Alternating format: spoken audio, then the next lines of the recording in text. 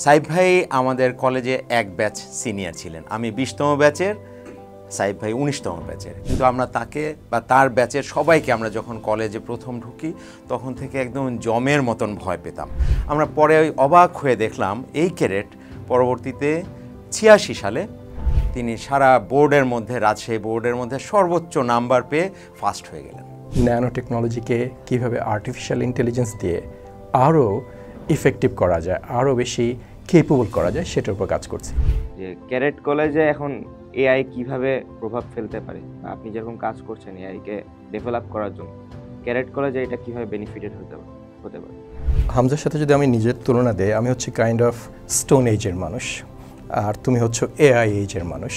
স্টুডেন্টদেরকে আগের মতো আমি হোমওয়ার্ক দিলে সেটা খুব একটা ইফেক্টিভ হচ্ছে না, সেটা মিনিংলেস, বিকজ এআই আছে, সমস্ত কোশ্চেনে অ্যান্সার দিতে পারে। 100তে হয়তো 95 পেল, সে কুইজে হয়তো 100তে 10 পেল।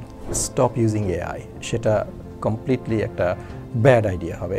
যে জিনিসগুলো বেসিক, যেগুলো আমাদের জানা দরকার, আমরা যদি রান্না করতে গিয়ে চুলা অন করতে হবে, তারপর হচ্ছে আমাদের পাতিল চুলার উপর দিতে হবে, এই যে স্টেপগুলো না মানি তাহলে আমাদের রান্না শুরু হবে না। অনেকে এআই ইউজ করতে করতে গিয়ে এই সিম্পল স্টেপগুলোকেও মিস করে, সেটা অ্যাভয়েড করা দরকার। অফকোর্স বাংলাদেশে এখনও সেই লেভেলে আসেনি, সেটা একটা গুড নিউজ। ওরা সপ্তাহে একদিন 5 মিনিটের জন্য বাবার সাথে বা মার সাথে ফোনে কথা বলতে পারে। সেই সকাল 6টার সময় পিটি, শীতকালে 6:30, বিকেলে গেমস, ক্লাস হওয়া, প্রেপ টাইম, ওই একই সময়গুলো আছে। কিন্তু পড়াশোনার যে সাবজেক্টগুলো, এগুলোর ব্যাপ্তি অনেক বেড়েছে। কোন প্রফেশনের সেমিকন্ডাক্টরের চিপ লাগবে না? এআইয়ের উত্তর আসতো যে কুমার, যে মাটির থালা বাসন বানায়, তার সেমিকন্ডাক্টরের হেল্প ছাড়াই কাজ চলবে। How do you define success in life? Successful মানুষ তাদেরকে মনে করি যাদের মাধ্যমে অন্যরা বেনিফিট হতে পারে, যাদেরকে দেখে অন্যরা মনে করে যে এই মানুষটার প্রেজেন্স সোসাইটিতে আমাদেরকে এলিভেট করছে, আমাদেরকে উপরের দিকে নিচ্ছে।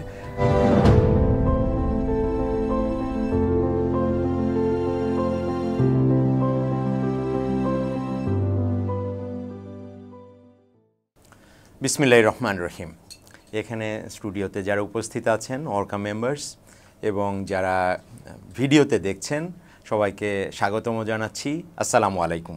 আশা করি সবাই ভালো আছেন। আলহামদুলিল্লাহ আমরা ভালো আছি, এবং আল্লাহ পাকের অনেক রহমত যে আমরা এরকম একটা সুন্দর পরিবেশে এরকম একটা আয়োজন আমরা করতে পারছি। আজকে আমাদের প্রধান এখানে যিনি আছেন, মেইন উপসর্গ বলতে পারি, আমাদের সাইফ ভাই। সাইফ ভাই এখানে আছেন। সাইফ ভাই আমাদের কলেজে এক ব্যাচ সিনিয়র ছিলেন। আমি 20তম ব্যাচের, সাইফ ভাই 19তম ব্যাচের। কিন্তু আমরা তাকে বা তার ব্যাচের সবাইকে আমরা যখন কলেজে প্রথম ঢুকি তখন থেকে একদম জমের মতন ভয় পেতাম। কিন্তু আজকে যদি জিজ্ঞেস করেন কিসের জন্য ভয় পেতাম সাইফ ভাইকে বিশেষ করে, বলার কিন্তু কিছুই নেই। বলতে পারেন পুরা লম্বা চওড়া যে একটা ফিগার, যে কোনো সময় ইয়ে করলে তার যে পার্সোনালিটি, যেভাবে তিনি ইংরেজি বলতেন বা যেভাবে তিনি চলতেন হাঁটতেন, মনে হতো যে একটা আদর্শ একটা ক্যাডেট হলে এরকমই হওয়া উচিত। আমরা পরে অবাক হয়ে দেখলাম এই ক্যাডেট পরবর্তীতে 86 সালে তিনি সারা বোর্ডের মধ্যে, রাজশাহী বোর্ডের মধ্যে সর্বোচ্চ নাম্বার পেয়ে ফার্স্ট হয়ে গেলেন। এখন তো সবাই জিপিএ পায়, জিপিএ 5 বা A+, তখন কিন্তু এটা হতো না। কম্বাইন্ড মেরিট লিস্টে Dhaka board, Rajshahi board, Jessore board, এরকমভাবে কুমিল্লা বোর্ড হতো, এবং রাজশাহী বোর্ডে তিনি ফার্স্ট হলেন। আমার মনে আছে সেই সময় আমি একটা চিঠিও লিখেছিলাম সাইফ ভাইকে অভিনন্দন জানিয়ে, এবং তিনি সেই চিঠির উত্তরও দিয়েছিলেন। যাই হোক, পরবর্তীতে তিনি ক্লাস 12-এ, মানে ইন্টারমিডিয়েট সেকেন্ড ইয়ার, তিনি কলেজ প্রিফেক্ট হয়ে গেলেন। খেলাধুলা করতেন, আমার যতটুকু মনে পড়ে বাস্কেটবল গ্রাউন্ডে তার একটা বিশেষ অ্যাডভান্টেজ ছিল, তার হাইট এবং তার স্পিড, সব মিলে আমরা মনে করতাম যে হ্যাঁ, এরকম একটা প্রতিনিধি যদি রাজশাহী ক্যাডেট কলেজের থাকে, আমরা তাকে নিয়ে আনন্দিত বোধ করব এবং গর্বিত বোধ করব। আলহামদুলিল্লাহ তাই হলো। তিনি এখন ইউনিভার্সিটি অফ ক্যালিফোর্নিয়া ডেভিসে তিনি ইলেকট্রিক্যাল অ্যান্ড ইলেকট্রনিক ইঞ্জিনিয়ারিংয়ের কম্পিউটার সায়েন্স রিলেটেড, পুরো সাবজেক্ট ওভাবে বলতে পারছি না, আমি তার কাছে পরে আমরা শুনবো। তিনি ওখানে প্রফেসর, তিনি ওখানে চেয়ারপারসন ছিলেন, এবং তার যে ফিল্ড অফ ইন্টারেস্ট আমরা যতটুকু বুঝি, ন্যানো টেকনোলজি নিয়ে তিনি এখন কাজ করছেন। এছাড়া বিভিন্ন জায়গাতে আমি আরও আগ্রহী একটা বিষয়ে জেনে যে তিনি একটা centre for IT research and in the service of society এরকম একটা ইয়ে করেছেন, এবং তিনি সেখানের টিম লিড। তো আমরা তার কাছে শুনবো, তার সাথে গল্প করব। আমরা রাজশাহী ক্যাডেট কলেজের যারা এক্স ক্যাডেট, আমরা বলি Orca, old Rajshahi cadets association, এবং আমরা খুব আদর করে বা নিজেরাই নিজেদেরকে নাম দিয়ে থাকি ওল্ড ফ্রেন্ডস। তো we are really very happy Saheb ভাই to get you here and welcome. আমাদের সাথে আরেকজন আছে cadet Hamza. Cadet Hamza 58th ব্যাচের। এই তো 2-3 দিন আগে মাত্র ওদের রেজাল্ট বের হলো, এবং আমি যতটুকু শুনেছি হামজা তোমার ব্যাচের, তোমার কলেজে সবাই তো GPA 5 বা A+ পেয়েছে না? আলহামদুলিল্লাহ, thank you and hearty congratulations for that to you and also to all your friends. আমার মনে হয় এই অভিনন্দনের কিছুটা বার্তা তার টিচার, তার স্টাফস, তার প্রিন্সিপাল, অ্যাডজুটেন্ট, ইভেন তাদের প্যারেন্টস সবারই প্রাপ্য। Very well done. তো আমার মনে হয় আমরা বেশি কথা এখানে আমি না বলি, আজকের গেস্টদের কাছে শুনি। সাহেব ভাই, আপনি একটু বলেন যে আপনি এখন কি করছেন, আর তো কোন দিকে আপনার চিন্তা ভাবনা এর পরবর্তীতে একটু বলেন যদি। বিসমিল্লাহির রহমানির রহিম। ধন্যবাদ হাবিবুল্লাহ। আমি এই ছুটিতে কম সময়ের মধ্যে এখানে বেশ কিছু অ্যাক্টিভিটিতে ইনভলভ হয়েছিলাম। তার মধ্যে আমার কাছে মনে হচ্ছিল এটা সবচেয়ে অ্যাট্রাক্টিভ ছিল। আমি আমার ক্যাডেট কলেজের প্রাক্তন বন্ধুদের কয়েকজনের সাথে একসাথে হতে পারবো শুনে সাথে সাথেই যখন আমাকে আমার বন্ধু এজাজ বললো এই ধরনের একটা প্রোগ্রাম আসার জন্য, সাথে সাথে রাজি হয়েছি। 1982 সাল থেকে আমি রাজশাহী ক্যাডেট কলেজে, তার 1 বছর পর তোমার সাথে আমার পরিচয়। আমি ঠিক জানি না কেন আমাকে জমের মতো তোমার ভয় লাগতো। মোস্ট প্রবলি আমি জমের মতো ছিলাম না, বাট যদিও থেকে থাকি মোস্ট প্রবলি সেটা ছাড়াও আরও ডিফারেন্ট কোনো এক্সপিরিয়েন্স তোমার হয়েছে এবং ক্যাডেটদের হয়েছে। ক্যাডেট কলেজের সময়টা, আমাদের এই ফর্মেটিভ এজের সময়টা, যারা ক্যাডেট কলেজে ছিলাম আছি এখন, তাদের জন্য অত্যন্ত গুরুত্বপূর্ণ। আমরা যেখানেই যাই না কেন এটা থেকে আমরা বিচ্ছিন্ন হতে পারি না, এটা থেকে আমরা সরে আসতে পারি না। সবসময় কোনো না কোনোভাবে আমরা কানেক্টেড থাকি, সেটা কোনো একটা উদ্যোগ নেওয়া হোক অথবা একসাথে হয়ে আমাদের স্মৃতিচারণ কোনো একটা কাজের জন্য ভবিষ্যতে পরিকল্পনা হোক। এই সময়টা প্রত্যেকেই কম বেশি আমরা একজন আরেকজনের দ্বারা অনুপ্রাণিত হয়েছি। তোমার কলেজে প্রেজেন্স আমার আজকে এখানে আসার পিছনে কোনো না কোনোভাবে কাজ করেছে। আমরা 300 জন ক্যাডেট একসাথে থাকি। কেউ যদি আমরা জীবনে কোথাও সফল হই, আমি মনে করি এই সফলতার পিছনে 300 জন ক্যাডেটের প্রত্যেকেই যে সফল হচ্ছে তার পিছনে কোনো না কোনোভাবে ভূমিকা রাখে। আমি আদমজি কলেজে পড়তাম, তার আগে ঢাকায় মিরপুরে আমি বড় হয়েছি। আমি কিছু কিছু প্রতিভাবান মানুষকে দেখে আমার অনুপ্রাণিত হয়েছে, কিন্তু ক্যাডেট কলেজে আমার চেয়ে ছোট, আমার চেয়ে বড় যাদেরকে আমি দেখতাম, যাদের ভালো গুণগুলো আমার কাছে মনে হতো যে অনুকরণ করার মতো, সেগুলোর মাধ্যমে আমি বড় হয়েছি। সো আমি মনে করি আমরা যেখানে আজকে আছি, যেখানে আমরা যেভাবে কন্ট্রিবিউট করছি সোসাইটিতে এবং এই গ্লোবাল ভিলেজে, আমাদের প্রত্যেকেই ক্যাডেট কলেজের শেষ সময় আমাদের টিচার, আমাদের বন্ধুরা, আমাদের পরে আগে আসা অন্য ক্যাডেটদের সবার কাছে আমরা ঋণী। তুমি জিজ্ঞেস করেছো এখন আমি কোথায় আছি। আমি ইউনিভার্সিটি অফ ক্যালিফোর্নিয়া ডেভিসে ইলেকট্রিক্যাল অ্যান্ড কম্পিউটার ইঞ্জিনিয়ারিংয়ের প্রফেসর, আমি ডিপার্টমেন্ট চেয়ারও। আর তার আগে তুমি বলেছো আমি centre for information technology research in the interest of সোসাইটির আমি ডিরেক্টর ছিলাম। কিছুদিন আগে স্টেপ ডাউন করেছি সেটা থেকে। আমার কাজ ন্যানো টেকনোলজি নিয়ে, তবে এই সময়ে আমি ন্যানো টেকনোলজিকে কীভাবে আর্টিফিশিয়াল ইন্টেলিজেন্স দিয়ে আরও ইফেক্টিভ করা যায়, আরও বেশি কেপেবল করা যায়, সেটার উপর কাজ করছি। স্পেসিফিক্যালি যে জিনিসগুলোকে আমরা চোখে দেখি না, যে জিনিসগুলো আমাদের ক্যামেরা দেখে না, যেগুলো আমরা খালি চোখে অথবা যন্ত্রপাতি দিয়ে সহজে বুঝতে পারি না, সেটা ক্যান্সারের মতো রোগ নির্ণয় হোক অথবা এগ্রিকালচারাল যে সমস্ত ডিজিজগুলো হয় সেগুলো বের করার জন্য হোক অথবা এনভায়রনমেন্টাল পলিউশনকে বোঝার জন্যই হোক, এখানে বর্তমানে অ্যাভেলেবল যে সমস্ত ডিভাইস এবং ক্যাপাবিলিটিগুলো আছে সেগুলোকে আর্টিফিশিয়াল ইন্টেলিজেন্স দিয়ে আরও বহুগুণে বাড়ানোর চেষ্টা করছি। আর এটা আরেকটা দিক হচ্ছে এগুলোকে আর্টিফিশিয়াল ইন্টেলিজেন্সের ইন্টিগ্রেশনের মাধ্যমে ছোট করা, আরও লো কস্ট করা এবং এগুলোকে ওয়াইড স্প্রেড করার জন্য ইফেক্টিভ কতগুলো টেকনোলজি আমরা ডেভেলপ করছি। সো কম বেশি আমার রিসার্চ হচ্ছে এই ধরনের হার্ডওয়্যার যেটা আমাদের কেপেবল করবে আরও বেশি দেখা, আরও বেশি শোনা, আরও বেশি জানার জন্য, এবং সেটাকে এই লেভেলে আনার জন্য কীভাবে অ্যাভেলেবল কম্পিটিশনাল পাওয়ারকে আমরা ইন্টিগ্রেট করে সেটাকে লো কস্ট করতে পারি, সেটার উপরে আমার কাজ। আচ্ছা, থ্যাংক ইউ সাহেব ভাই। আমরা এখন ক্যাডেট হামজার কাছে একটু জিজ্ঞেস করি, তোমার কেমন লাগছে যে তুমি যে 58th ব্যাচের, এবং তুমি তোমার পাশে একজনকে দেখতে পাচ্ছ, তিনি আমেরিকান একটা ইউনিভার্সিটিতে একটা অত্যন্ত বড় দায়িত্বে আছেন এবং তিনি সেখানে প্রফেসর। এবং আজকে আধুনিক বিশ্ব আইটিতে বা এআইতে বা ন্যানো টেকনোলজিতে যা চিন্তা করছে, আমাদের দেশে এবং তোমাদের বা আমাদের কলেজেরই একজন বড় ভাই এই জিনিসটা তিনি নিয়ন্ত্রণ করছেন বা তাদের সাথে আছেন। তো তোমার এটাতে কেমন লাগছে বা তুমি তোমার অনুভূতিটা কি ভাবছো? ধন্যবাদ। আমি আসলে অনেক গর্বিত মনে করছি নিজে তো, কারণ আমাদের ক্যাডেট কলেজ যে এত বড় একজন মানুষ আছে, এটা আমি গতকালকে বাবা বলার আগে ওইরকম ভাবে ভেবে দেখিনি। আপনি এআই নিয়ে কাজ করছেন, এআই এখন সকলেই ওইরকম ভাবে ব্যবহার করে। চ্যাট জিপিটি আমরা যেরকম শুনি, চ্যাট জিপিটি বাদে অনেক ধরনের এআই জেনারেটর আছে বা এআই আছে। এআই একটা বিশাল ভাস্ট একটা এখন। তো মানে এটাতে ইন্টারেস্ট সবারই কিছু না কিছু আছে। তো আমার কিছু প্রশ্ন আছে আপনার কাছে এআই নিয়ে, যেরকম যদি করি প্রশ্ন, প্লিজ। যে ক্যাডেট কলেজে এখন এআই কিভাবে প্রভাব ফেলতে পারে, বা আপনি যেরকম কাজ করছেন এআই কে ডেভেলপ করার জন্য, ক্যাডেট কলেজে এটা কিভাবে বেনিফিটেড হতে পারে? আচ্ছা, সো এটা রিয়েলি ভেরি গুড কোশ্চেন। এটা হামজার সাথে যদি আমি নিজের তুলনা দেই, আমি হচ্ছে কাইন্ড অফ স্টোন এজের মানুষ, আর তুমি হচ্ছে এআই এজের মানুষ। এর মধ্যে মাঝখানে হয়তো বেশ কিছু ব্যাচ আছে, তাদেরকে আমরা বলতে পারি তারা আয়রন এজের মানুষ, বাংলায় বোধহয় এটা ভুলে গেলাম, লৌহ যুগের মানুষ। তারপর এক সময় লৌহ যুগের পরে তাম্রযুগ আসলো, ব্রোঞ্জ যুগ। সো আমরা ওদের মধ্যে বিরাট জেনারেশনাল গ্যাপ আছে। কিন্তু একটা ব্যাপারে আমরা কম বেশি যারা আমাদের চোখ কান খোলা আছে, আমরা বোধহয় ক্লিয়ারলি দেখতে পাচ্ছি যে এআই পৃথিবীর সব কিছুতে গভীরভাবে প্রভাব ফেলছে। তোমার ক্ষেত্রে তুমি যেহেতু এখনও ক্যাডেট কলেজে, তোমার আরও 2 বছর কলেজে আছে ইন্টারমিডিয়েট পড়া শেষ করা পর্যন্ত, যেটা তোমাদেরকে ইম্প্যাক্ট করবে সেটা হচ্ছে এআই এর রোল ইন এডুকেশন। আমি ইউনিভার্সিটির ফ্যাকাল্টি, আমি ক্লাস পড়াই।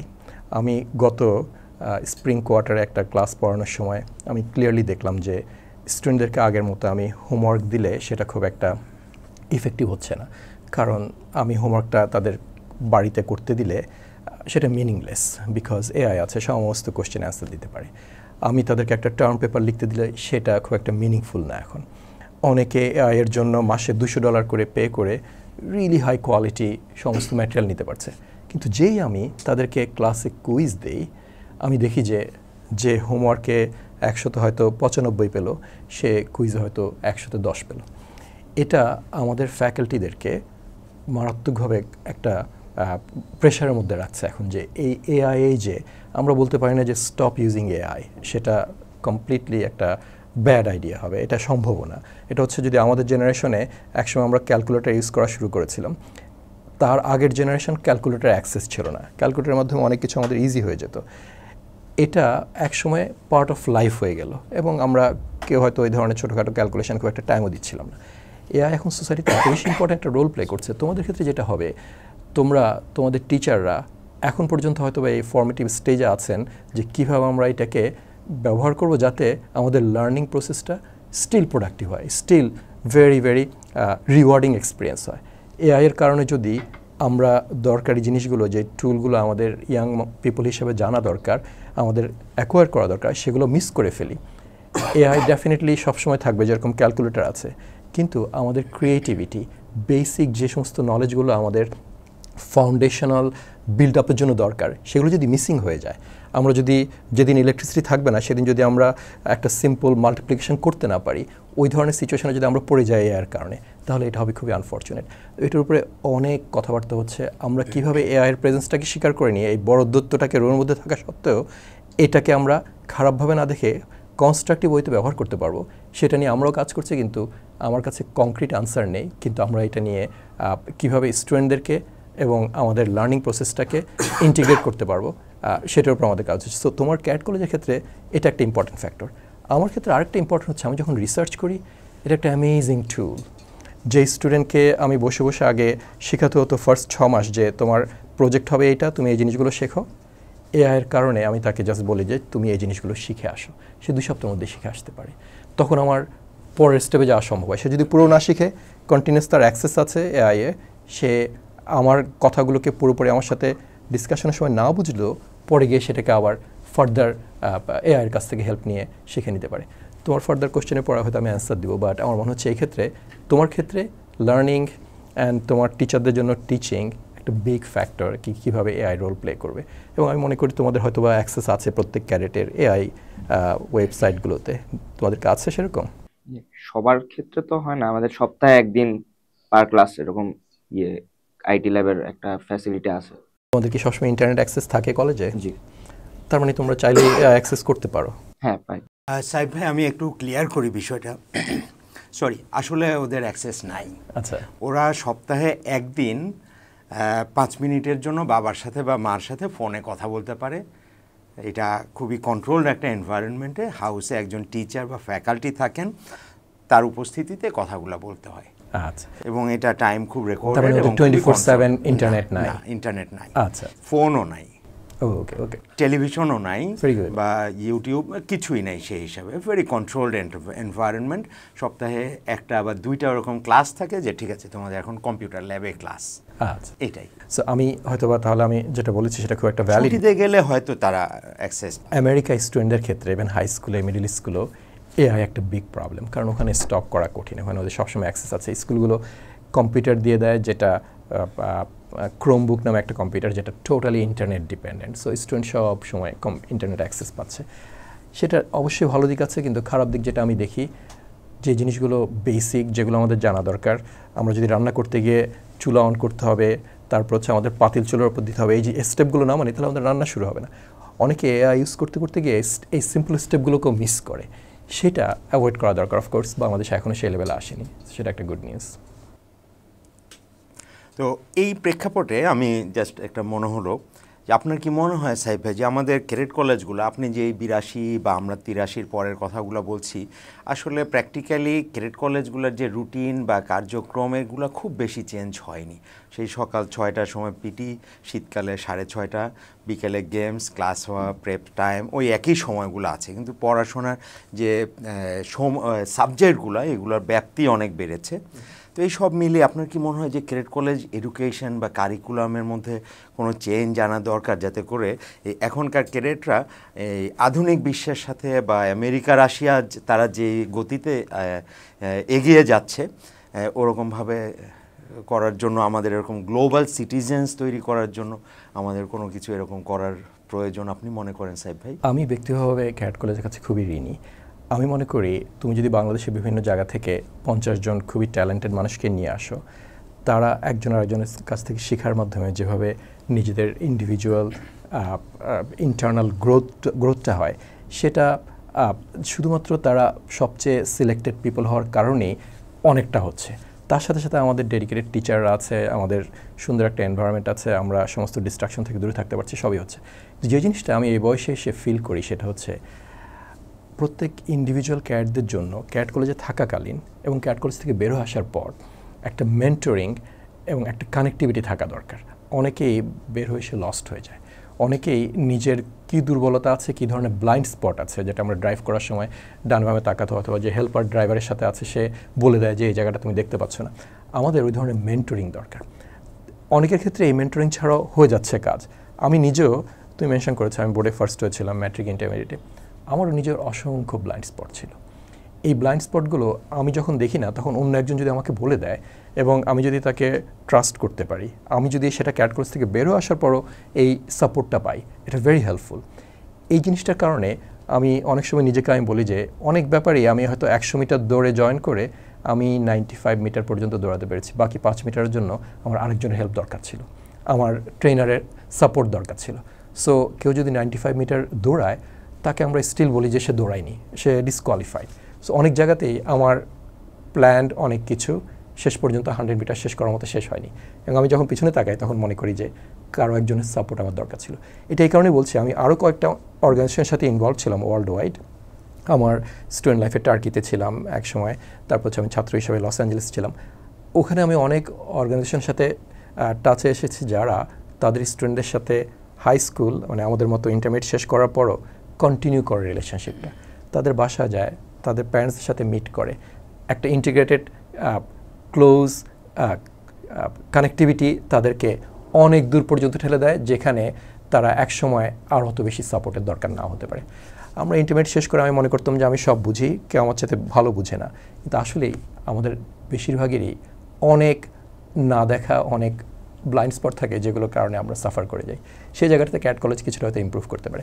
বাট এটার মানে এই না যে আমি সমালোচনা করছি ক্যাট কলেজ খারাপ। ক্যাট কলেজ আমার লাইফের যতগুলো ভালো জিনিস আছে সবগুলোর জন্য আমি মনে করি কন্ট্রিবিউট করেছে।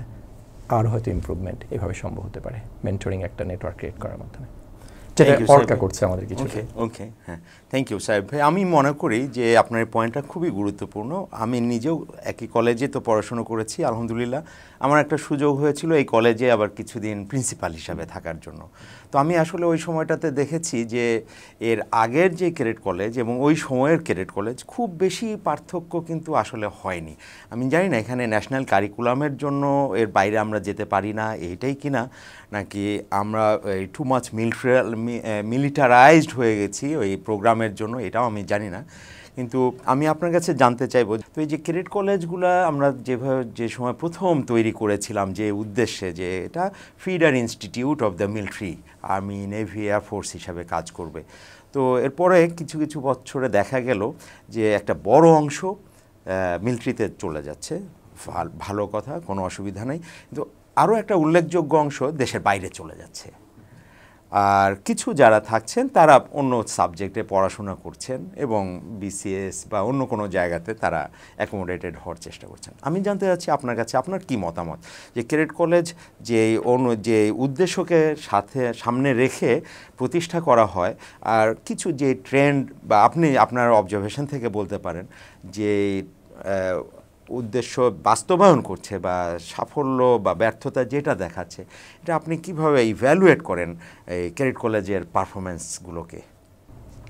আমি এটাকে যদি একজন সমালোচক হিসাবে আমি বলি, যেহেতু আমরা দেশের সবচেয়ে বিভিন্ন প্রান্ত থেকে সবচেয়ে মেধাবীদের নিয়ে আসছি, তাদেরকে বিভিন্ন ধরনের রিসোর্স অফার করছি, তারা সবচেয়ে ভালো টিচারদের সাথে কাজ করার সুযোগ পাচ্ছে, ইউনিভার্সিটি ক্যাডেট কলেজের সমস্ত খেলাধুলা থেকে শুরু করে পড়াশোনার জন্য যা যা সবচেয়ে আপ টু ডেট সরঞ্জাম দরকার সেগুলো পাচ্ছে। তাদের কাছ থেকে অবশ্যই জাতির এক্সপেকটেশন হবে যে তারা অন্য যে কোনো সাধারণ স্টুডেন্ট যারা তার চেয়ে 100 গুণ 50 গুণ কম রিসোর্স পাচ্ছে, তাদের তুলনায় 50 গুণ 100 গুণ দেশকে বেশি দিবে। অনেকেই দিচ্ছে, আমরা সবাইকে দিতে পারছি কি না সেটা আমি একটা কোশ্চেন করব। এবং এই জায়গাটা না দিতে পারার পিছনে একটু আগে যে মন্তব্যটা করলাম যে আমাদের হয়তো আরেকটু একটা প্লেনকে আকাশে তুলে দেওয়ার আগে অনেক সময় পুশ করতে হয়, ম্যানুয়াল ধাক্কা দিতে হয়, তারপর একটা লেভেল পর প্লেনটা নিজেই ফ্লাই করা শুরু করে। ক্যাডেট কলেজ থেকে বের হয়ে আসার আগ পর্যন্ত আমরা টোটালি নিজে ফ্লাই করার মতো লেভেলে অনেকে আসি না। অনেকে যারা আসি না তাদের হিউজ পোটেনশিয়াল তাদেরও আছে, তাদের মেন্টরিং নেটওয়ার্কে কানেক্টেড থাকা দরকার। ওই বয়সটা এমনই, আমি তোমাকে ইন্ডিভিজুয়ালি বলছি না এটা, কিন্তু ওই বয়সটা এমনই আমরা মনে করি যে আমাদের কারো কোনো সাপোর্টের দরকার নেই, আমরা এনাফ বুঝি। স্টিল আমাদের একটা নেটওয়ার্ক ক্রিয়েট করা দরকার, এনভায়রনমেন্ট ক্রিয়েট করা দরকার, যাতে নোয়িংলি আননোয়িংলি আমরা এই সাপোর্টগুলো পাই। এটা অনেক অর্গানাইজেশন করে যাচ্ছে। তাদের বড় বড় ইন্টারমিডিয়েট পাস করা, তারপর আর 2-3 বছর চলে যাওয়ার পরও তারা তাদের সাথে প্রতি মাসে প্রতি সপ্তাহে একসাথে হয়, কথা বলে। এটার মাধ্যমে তাদের ক্যালিব্রেট করে দেওয়া সম্ভব হয়। এবং এটা হলে এখন যে সাকসেসটা হচ্ছে দেশের অনেক বড় বড় জায়গায় সবচেয়ে সফল লোকজন অনেকেই ক্যাডেট, আমরা আরও এরকম অনেক পেতাম। আমাদের সাকসেস রেট আমি জানি না এখন কত, সেটা 90-95% কাছাকাছি চলে যেত। সেটা আমার স্বপ্নের মধ্যে এটা আছে যে এক সময় এরকম হবে। এত বড় ইনভেস্টমেন্টের রিটার্নটাও আরও বড় হওয়া উচিত। থ্যাংক ইউ সাহেব। আমি হামজাকে বলি যে তোমার আর কোনো প্রশ্ন আছে, বা তুমি মনে করো যে তোমার ফ্রেন্ডরা এখানে থাকলে সাহেব ভাইকে এরকম হয়তো প্রশ্ন করতেন, বা তুমি আরও কিছু জানতে চাও সাহেব ভাইয়ের কাছে, ফ্লোর ইজ ইয়োর্স। সরি, সাহেব ভাইয়ের কাছে আমার একটা প্রশ্ন ছিল, আরেকটা বিষয়।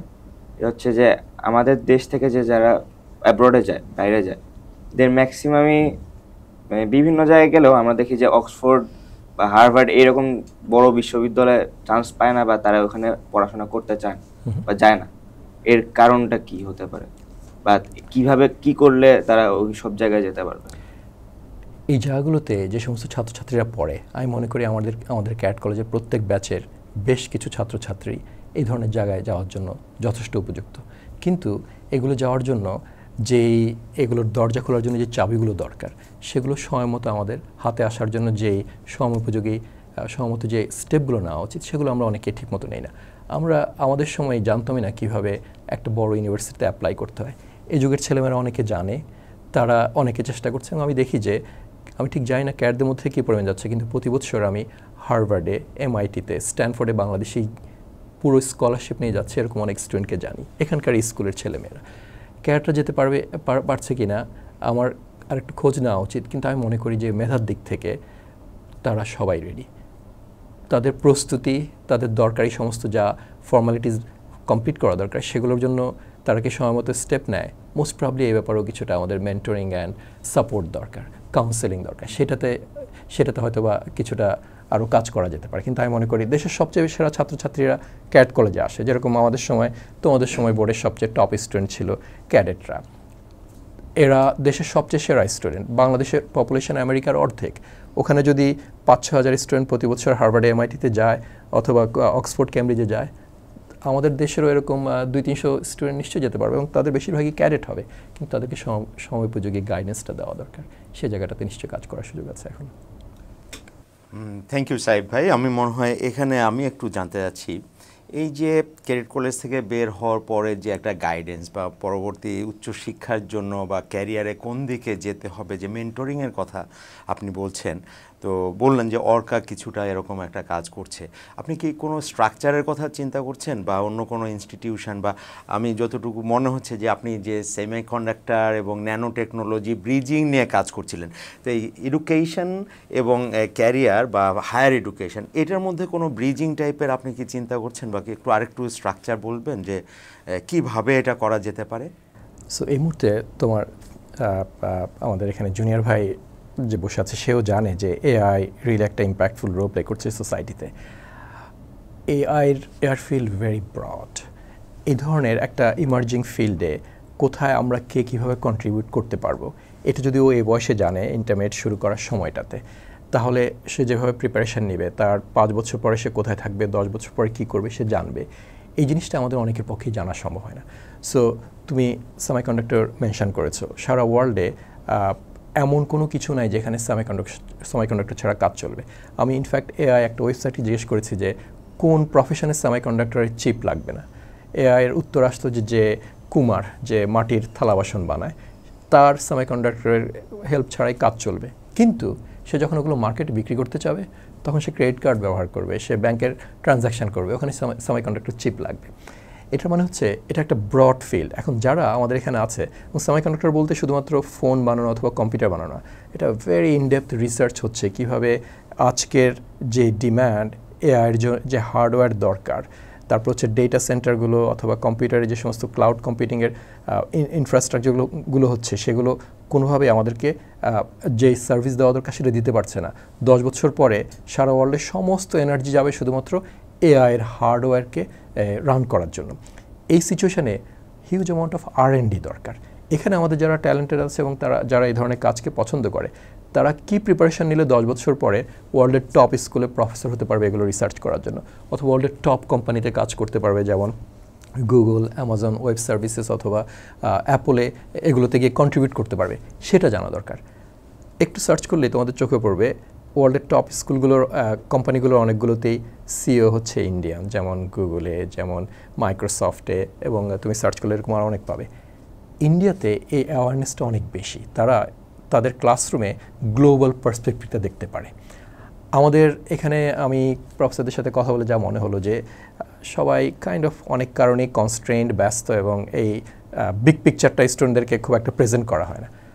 আমরা আমাদের অর্কার মতো প্ল্যাটফর্মে এই জিনিসগুলোকে তুলে ধরতে পারি, যে হাই স্কুল থেকে মানে ইন্টারমিডিয়েট দিয়ে যে মাত্র বের হয়ে আসলো, তাকে বিগার পিকচারে, যে মেডিকেল সায়েন্সে রিসার্চ করতে চায়, যে কম্পিউটার সায়েন্স রিসার্চ করতে চায়, অথবা যে নতুন কোনো ইমার্জিং ফিল্ডে কাজ করতে চায়, কী কী অপরচুনিটি আছে সেগুলো আমাদের তাদের সামনে প্রেজেন্ট করতে পারি। এই প্রেজেন্ট করার সাথে সাথে প্যাথ ফরওয়ার্ড কী হবে, কীভাবে আন্ডার গ্র্যাজুয়েট লেভেলের প্রিপারেশান নেবে, এরপরে কোথায় কোন স্টেপগুলো তার আলটিমেট ডেস্টিনেশনে যাওয়ার জন্য হেল্প করবে, সেগুলো নিয়ে ডিসকাস করতে পারি। এটা আমি মিস করেছি। আমি 2বার বাংলাদেশে বোর্ডে ফার্স্ট হয়েছিলাম, দেশেও আমি ফার্স্ট হয়েছিলাম। ইনফ্যাক্ট আমিও জানতাম না, টোটালি কনফিউজ ছিলাম।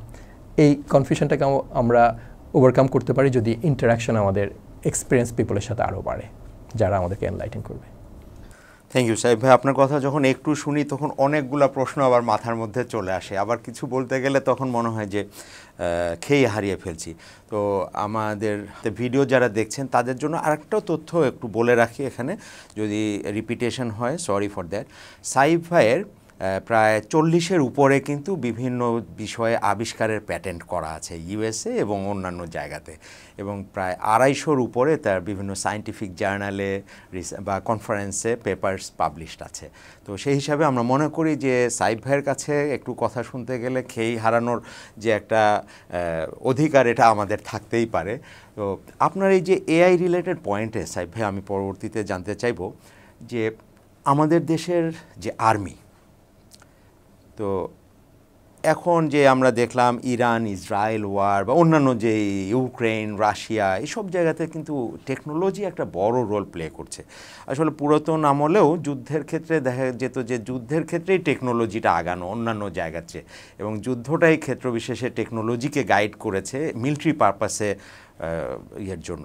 তো আমরা মানুষ মারার কথা চিন্তা করি না, আমরা দেশের প্রতিরক্ষার কথা চিন্তা করে বা দেশের মানুষের অধিকার, বাঁচার অধিকার, অধিকারের অধিকার এইগুলো নিশ্চিত করার লক্ষ্যে আমরা মনে করি যে আমাদের একটা শক্ত সমর্থ একটা সশস্ত্র বাহিনী দরকার। তো এই আধুনিক যুগে বা ভবিষ্যতের সময়ে এআই বা অন্য টেকনোলজি কিভাবে আপনার ধারণা যে আমাদের মিলিটারিকে আর একটু স্ট্রেংথেন করতে পারে? আমি মনে করি বর্তমান যুগের যুদ্ধ হচ্ছে মোরালেস টেকনোলজির যুদ্ধ। যার হাতে টেকনোলজি আছে সে আচমকা আক্রমণ করতে পারে, হঠাৎ করে কমপ্লিটলি ক্রিপল করে দিতে পারে যে কোনো কান্ট্রিকে, যেটা আমরা মিডল ইস্টে রিসেন্টলি দেখলাম অথবা ইউক্রেনে দেখতে পাচ্ছি।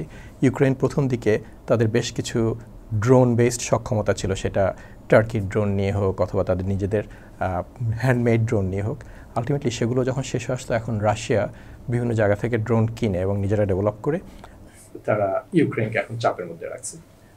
কোনো দেশ, আমি আশা করি বাংলাদেশের শত্রু না, কিন্তু কেউ যদি বাংলাদেশকে আক্রমণ করতে চায়, দখল করতে চায় অথবা আমাদেরকে এখানে ক্ষয়ক্ষতি করতে চায়, তারা অন্তত এটুকু তাদের মাথায় আসা উচিত যে আমরাও তাদের ভীষণ রকম ক্ষয়ক্ষতি করতে পারবো, তাদেরকে কমপ্লিটলি অকুপাই না করতে পারবো। এবং এটা শুধুমাত্র টেকনোলজি দিয়ে এই যুগে সম্ভব। কেউ যদি জানে যে পাল্টা আক্রমণে আমাদের মাধ্যমে তাদের ভীষণ ক্ষতি হবে, তাহলে তারা দুইবার চিন্তা করবে বাংলাদেশকে আক্রমণ করার আগে, বাংলাদেশের ক্ষয়ক্ষতি করার আগে। এর জন্য লোকাল টেকনোলজি ডেভেলপ করা দরকার। কোনো দেশই তাদের সবচেয়ে কাটিং এজ প্রযুক্তি বাংলাদেশকে দিবে না, বিক্রি করবে, অস্ত্র বিক্রি করবে, সেটা একটা ব্যবসার মতোই। আমাদের মেধা অন্য কোনো দেশের মানুষের চাইতে কোনোভাবে কম না। আমরা লোকালি কিছু কিছু এরিয়াতে নিজেদের টেকনোলজি ডেভেলপ করা দরকার। একটা ব্যাপার আমি সবাইকে বলি, কারো কাছ থেকে যখন আমরা কিছু কিনবো, তারা অলমোস্ট বেশিরভাগ ক্ষেত্রেই সেটাকে কমপ্লিটলি ক্রিপল করে দেওয়ার মতো সক্ষমতা রাখে। এটা হচ্ছে এরকম, আমরা যদি একটা কম্পিউটার কিনি, সেটা আমাদের যে কাজে আমরা ব্যবহার করি, যার কাছ থেকে আসলো সে চাইলে ওটাকে কমপ্লিটলি শাটডাউন করে দিতে পারে যখন দরকার মনে করবে। সো আমরা যদি ইনহাউস কিছু টেকনোলজি ডেভেলপ না করি, এই ধরনের সিকিউরিটি প্রবলেম, নিজেদের বাইরে থেকে কেনা জিনিস একসময় শেষ হয়ে যায়, সেটা শেষ হয়ে যাওয়ার কারণে তখন আমরা আবার ক্রিপলড হয়ে যেতে পারি। লোকালি টেকনোলজি ডেভেলপ করা ভেরি ইম্পর্টেন্ট। বাংলাদেশ প্রায় 17-18 কোটি দেশের মানুষের দেশ। এখানে কেউ যদি চিন্তা করে আমাদেরকে কোনোভাবে কাবু করবে, কোনোভাবে আমাদেরকে দুর্বল করে দিবে আক্রমণ করে, হয়তোবা দুইবার চিন্তা করবে যদি মনে করে যে এই দেশে কিছু টেকনোলজি আছে যেটার মাধ্যমে তাদেরকেও ভীষণভাবে সাফার করতে হবে। আমি মনে করি সেখানে যে কোনো ধরনের cutting edge electronic based, AI based technology একটা বিগ রোল প্লে করতে পারে। এই নিয়ে আমি MIST-তে কয়েকদিন আগে ছিলাম, আমার মনে হচ্ছে তারাও চিন্তা করছে, কথা বলছে, কিন্তু এটার জন্য খুবই জরুরিভাবে দেশের সবচেয়ে গুরুত্বপূর্ণ মানুষদের একসাথে হয়ে চিন্তা করা উচিত। কারণ ওয়ার্ল্ডটা, এই পৃথিবীটা আবার স্লোলি কিছুটা বিপজ্জনক হয়ে যাচ্ছে। কেউ জাতিসংঘের মতো কোনো অর্গানাইজেশনের খুব একটা গুরুত্ব দিচ্ছে না, কেউ ইন্টারন্যাশনাল ল মানছে না, যে যার ইচ্ছা মতো যার হাতে ক্ষমতা আছে গিয়ে আঘাত করছে, পাল্টা আঘাত করছে।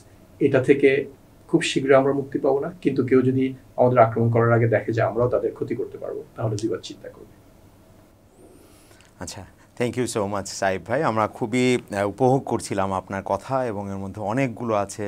আমার মনে হয় যে আমাদের যারা পলিসি মেকার্স বা ইভেন ওয়ার্কার যারা দিক নির্দেশনা দেন এক্সিকিউটিভ কমিটি, তারাও তাদের কিছু করণীয় সম্বন্ধে ডিকটেশন বা একটা গাইডলাইন পাবেন। বিশেষ করে যে আমাদের ছোট ভাই যারা বের হয়ে আসছে প্রতি বছর, তাদেরকে কীভাবে আর একটু মেন্টরিং করে লঞ্চিং করার জন্য রিয়েল ওয়ার্ল্ডে কীভাবে তারা কাজ করবেন, এটার ব্যাপারে আমার মনে হয় তাদের কিছু করণীয়। হামজা, তোমার আর কোনো কিছু সাইফ ভাইয়ের কাছে জানার কিছু থাকলে বলো। সাইফ ভাইয়ের কাছে প্রশ্ন করলে প্রশ্ন বাড়বেই। বারুক, অসুবিধা নেই, তিনি অ্যাভেলেবল আছেন। আমরা তো এইরকম সুযোগ সবসময় পাই না, পাবো না। এআই নিয়ে যদি আবার ফেরত আসি, এআই তে মানে নিউ জেনারেশন কিভাবে ডেভেলপমেন্ট করবে, বা আমরা যারা এখন ক্যাডেট কলেজে আছি, ক্যাডেট কলেজ থেকে কিভাবে এখন এডুকেশনের দিক দিয়ে এআই ইউজ করে আমরা কিভাবে ডেভেলপ হব, বা বাকি যারা ক্যাডেট কলেজে নাই তারা তো 24/7 এই ডিভাইস পাচ্ছে বা এআইটা পাচ্ছে। এখন আমরা যেহেতু ফ্যাসিলিটি পাচ্ছি না, আমরা কিভাবে এদের সাথে তাল মিলিয়ে চলতে পারবো? তোমার, আমি যা বুঝতে পেরেছি, তোমার খুব একটা এআইতে অ্যাক্সেস নাই, খুব লিমিটেড টাইম, এবং এই মুহূর্তে বেশিরভাগ ক্ষেত্রে হাই স্কুল স্টুডেন্টরা আমি যেটা দেখি তারা এআই ইউজ করে। কিন্তু তুমি যদি ভবিষ্যতে এআইতে কন্ট্রিবিউট করতে চাও একজন ইঞ্জিনিয়ার হিসেবে, একজন রিসার্চার হিসেবে, তোমার যেটা দরকার হবে সেটা হচ্ছে ফান্ডামেন্টাল নলেজটা, বেসটা ক্রিয়েট করা। ওটা মানে কি, তোমার ফিজিক্স, ম্যাথ, ম্যাটেরিয়াল সায়েন্স মানে কেমিস্ট্রি, এই ধরনের জিনিসগুলোর উপরে গভীর নলেজ থাকতে হবে। কেন থাকতে হবে? কারণ এআই বাতাসে ভেসে বেড়ায়, এটা একটা হার্ডওয়্যারের উপর ভর করে। এই হার্ডওয়্যার এখন লিমিটেড। এই হার্ডওয়্যারকে যেগুলো চালায় সেই এনার্জি পাওয়ার সেন্টারগুলো হিমশিম খাচ্ছে। গুগল কয়েকদিন আগে ডিক্লেয়ার করেছে তারা নিউক্লিয়ার পাওয়ার প্ল্যান্ট বসাবে। কেন? কারণ তাদের এনার্জি সিটি থেকে নেওয়া, এখানকার ওয়াবদা অথবা যে সমস্ত অর্গানাইজেশন ইলেকট্রিসিটি অফার করে, সেই ইলেকট্রিসিটি এনাফ না। তারা নিজেদের এনার্জি প্রোডাকশন করবে নিউক্লিয়ার পাওয়ার সেন্টার দিয়ে। কেন? কারণ কম্পিউটারগুলো পাওয়ার এফিশিয়েন্ট না। সো এটার জন্য তুমি যদি ভবিষ্যতে কাজ করতে চাও, তোমার কি লাগবে? এই ফান্ডামেন্টাল সাবজেক্টগুলোর উপরে স্ট্রং নলেজ লাগবে, যাতে তুমি তোমার ইউনিভার্সিটি লেভেলে এবং ফার্দার রিসার্চ লেভেলে এই সমস্ত নলেজগুলো তোমার হাতুড়ি বাটাল টুলের মতো ব্যবহার করতে পারো। এআই আলটিমেটলি যেটা করবে, সোসাইটিতে তোমার আশেপাশে এই ধরনের একটা সেটিংয়ে রোবট ঘুরে বেড়াবে, অথবা বিভিন্ন ধরনের সেন্সর থাকবে, তারা ইন্টেলিজেন্ট ডিসিশন মেক করবে। এই সব কিছু যখন হবে, স্টিল যে জিনিসটা মানুষ মিস করবে এবং যেটার কারণে মানুষ একজন আরেকজনকে জবে নিবে, সেটা হচ্ছে তার হার্ট, তার মনটা কেমন, এটা দেখে।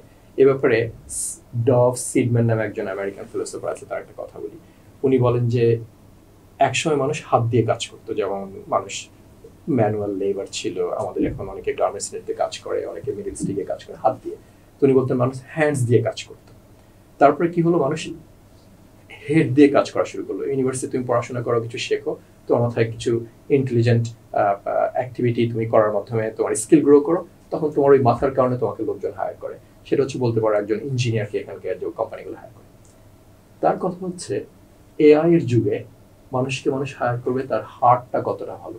সো সে হ্যান্ড, হেড অ্যান্ড হার্টটা ভালো হওয়ার জন্য যথেষ্ট পড়াশোনা করা দরকার। তোমার world wide bigger global perspective দেখা দরকার। এই মুহূর্তে তোমার ক্যাট কলেজে লিমিটেড 5 মিনিট টাইমের মধ্যে হয়তো বা এআইতে তোমার ডাইরেক্ট কন্ট্রিবিউশন সম্ভব না, বাট এআই এই যে একজন ভালো এমপ্লয় হওয়ার জন্য এই 3H রুলটাকে তুমি মাথায় রাখতে পারো। ডেফিনেটলি তোমার গুড প্রিপারেশন দরকার, তোমার মাথা ভালো হতে হবে, হেড, তোমার হ্যান্ডস ভালো হতে হবে, বাট তোমার হার্টটাকেও ঠিক করার জন্য পড়াশোনার কোনো বিকল্প নেই, যথেষ্ট পড়াশোনা করা উচিত। এআই এবং ক্যাডেট কলেজ নিয়ে আমার ছোট্ট একটা ঘটনা মনে পড়ছে। আমার বড় ছেলে তখন ক্যাডেট কলেজে, ও আলহামদুলিল্লাহ কলেজ প্রিফেক্ট ছিল। বাসায় ফিরলাম, আমার ছোট ছেলে ও একটা পেপার এনে বললো যে বাবা দেখো তো এটা কেমন হলো, এটা কি, এটা এক নজর দেখলাম। তো দেখে অবাক হয়ে তার দিকে তাকালাম, ও মনে হয় বুঝতে পারলো না আমার এক্সপ্রেশনটা, আর একটা দিল যে এটা ভালো না হলে এইটা দেখো। বিষয়টা ছিল ক্যাডেট কলেজের অ্যাকাউন্টস অফিসার, তার পোস্টিং হয়ে গেছে, ওইটার ব্যাপারে কলেজ প্রিফেক্টকে ফেয়ারওয়েল ডিনারে কিছু একটা বক্তৃতা দিতে হবে। তো ওটা কী বক্তৃতা দেয়া যেতে পারে, তো কলেজ প্রিফেক্ট তার এই ক্লাস 5-এ পড়ুয়া ছোটো ভাইকে বলেছে যে এরকম একটা এআই থেকে একটু দেখে একটু আমাকে জানাও এরকম একটা স্পিচটা কী হতে পারে। তো আমার অবাক হওয়ার কারণ, ওই দিন আমার অফিসে ডেপুটি ডাইরেক্টর জেনারেল ফাইন্যান্সের পোস্টিং ছিল, and I had to speak during his farewell snacks. তো আমি দেখলাম আমি অনেক চিন্তা ভাবনা করে যা যা বলতে পারিনি, আমার এই ক্লাস 5-এ পড়ুয়া ছেলে তার চেয়ে অনেক বেশি সুন্দর করে গুছিয়ে লিখেছে যে কিভাবে এটা হবে। তো আপনি যে কথাটা একদম শুরুতে বলেছিলেন যে সেই হিসাবে আসলে আমরা যে প্রস্তর যুগ বা তার চেয়েও পুরাতন কিছু থাকলে সেখানে আমরা বসবাস করছি, ওরা হয়তো এখনও অনেক গ্যাপ, অনেক কনস্ট্রেন্টসের মধ্যে থেকেও ওদের যে চিন্তা চেতনা ওইটাকে আসলে মনে হয় আমরা ওই কনস্ট্রেন্টসে ফেলে রাখতে পারিনি, তারা এগিয়ে যাচ্ছে। I was really amazed. তো আপনার কথাগুলো শুনে খুব ভালো লাগলো সাইফ ভাই। আপনি অনেক মনে সিরিয়াস কথা হয়ে যাচ্ছে, আপনার ক্যাডেট কলেজের জীবন সম্বন্ধে একটু বলেন, কোনো কিছু ইন্টারেস্টিং যদি মনে থাকে বা মনে পড়ে বা এই মুহূর্তে আপনি মনে করেন যে that was really serious or very funny incident. So cadet কলেজে বেশিরভাগ টিচারই আমাকে যথেষ্ট ভালোবাসতেন।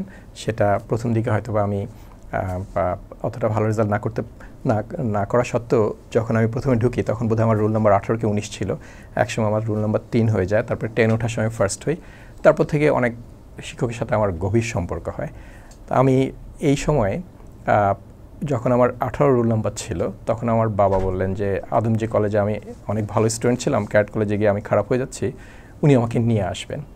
সো আমার তখন মনে হলো যে নিয়ে আসাটা খুবই ভালো। আমি ক্যাডেট কলেজে প্রথম দিকে আমি খুব একটা অ্যাডজাস্ট করতে পারিনি, আমার মনে হচ্ছিল একটা গুড আইডিয়া, কিন্তু তারপর মনে হচ্ছিল যে চলে আসাটা এক ধরনের পরাজয়ের মতো হবে, যে আমি ওখানে টিকতে পারিনি, আমার ওখানে খাপ খাওয়াতে পারিনি।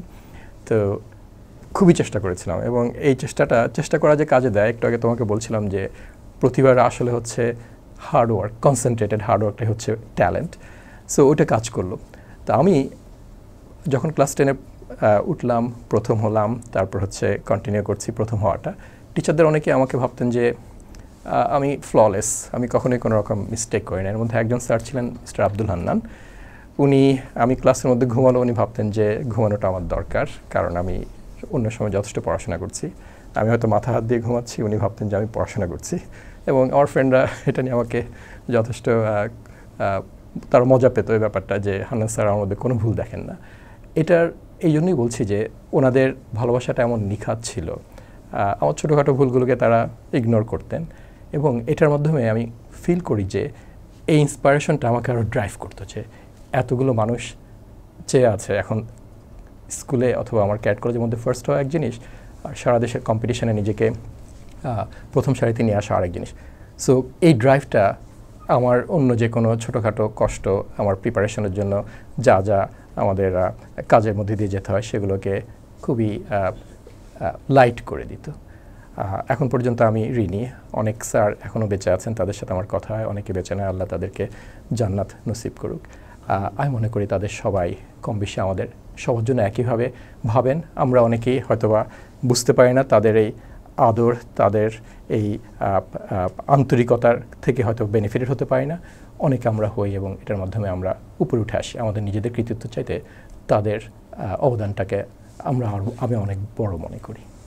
এটা আমাদের আসলে খুব একটা আবেগের জায়গা যে আমাদের স্যাররা আমাদেরকে 24টা ঘন্টা 7টা দিন যেভাবে সাথে লেগে আমাদেরকে কাজ শেখাতেন, পড়াশোনা শেখাতেন। আমরা তো এক সময় এরকম কালচারাল প্রোগ্রামও করতাম, যে তার মধ্যে বলা হতো যে স্যাররাই আমাদেরকে খাওয়ায় দিচ্ছেন, ঘুম পাড়ায় দিচ্ছেন, পড়ায় দিচ্ছেন, সব কিছু। তো আসলে তারা আমাদের জন্য যে ত্যাগ স্বীকার করেছেন এটার জন্য আমরা তাদের কাছে ঋণী। এবং আপনি যেটা বলেছেন, যারা অলরেডি আল্লাহ পাকের কাছে চলে গেছেন, আল্লাহ পাক যেন তাদেরকে উত্তম প্রতিদান দেন, এবং যারা দুনিয়ায় আছেন এখনও, আল্লাহ পাক যেন তাদেরকে সুস্থ এবং সফলতার সাথেই হাসি মুখে রাখেন। হামজা, আমরা শেষের দিকে চলে এসেছি। তোমার যদি কোনো কিছু আরও জানার থাকে সাইফ ভাইয়ের কাছে থেকে বা কোনো প্রশ্ন। আমার একটা ছিল যে how do you define success in life, or are you successful, you think? আমি সাকসেসফুল মানুষ তাদেরকে মনে করি যাদের মাধ্যমে অন্যরা বেনিফিটেড হতে পারে, যাদেরকে দেখে অন্যরা মনে করে যে এই মানুষটার প্রেজেন্স সোসাইটিতে আমাদেরকে এলিভেট করছে, আমাদেরকে উপরের দিকে নিচ্ছে।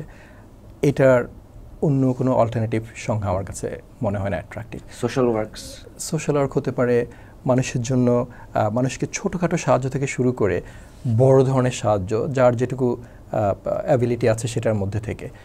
আমরা আলটিমেটলি এই দেশের সাধারণ মানুষের টাকায় প্রায় 100 গুণের বেশি টাকায় আমরা প্রতি বছর বিভিন্ন ধরনের রিসোর্সের মধ্যে প্যাম্পার্ড হয়ে আমরা বড় হয়েছি।